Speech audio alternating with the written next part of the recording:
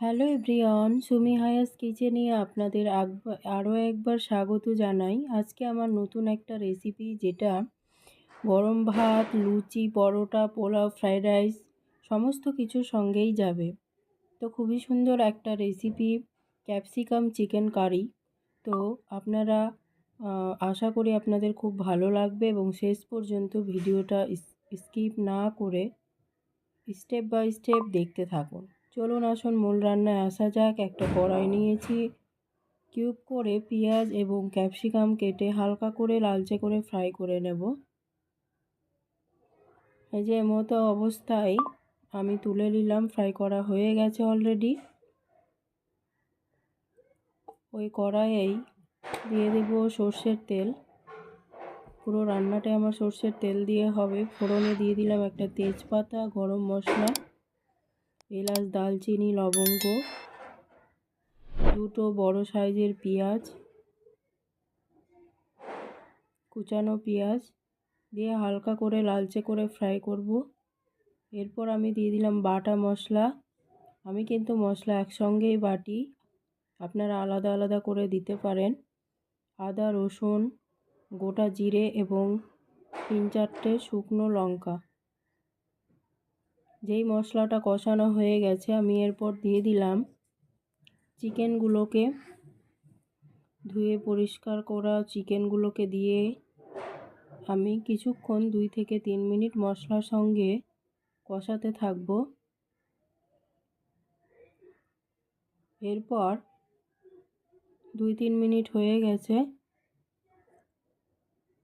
এরপর আমি গুঁড়ো মশলা অ্যাড করলাম।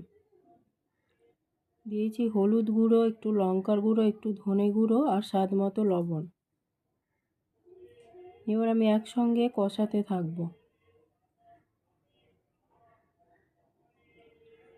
কিছুক্ষণ পর দিয়ে দিলাম ফ্যাটানো টক দই।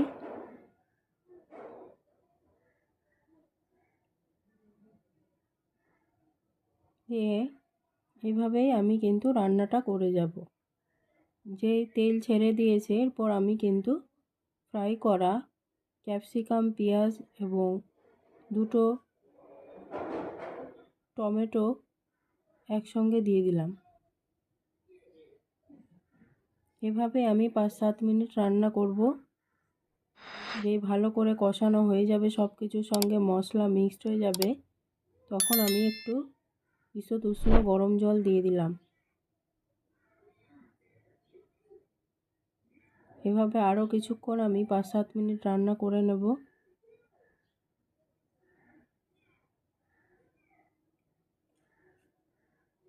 এরপর আমি নামানোর 2 মিনিট আগে ছড়িয়ে দিলাম একটু গরম মশলা আর ফ্রেশ ধনেপাতা কুচি। রান্না আমার অলরেডি রেডি হয়ে গেছে। সার্ভ করে নিচ্ছি।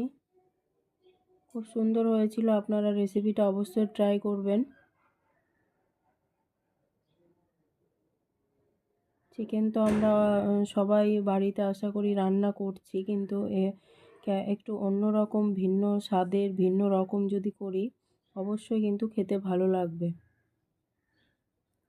যে দেখুন কত সুন্দর লাগছে, খেতে খুবই টেস্টি হয়েছিল।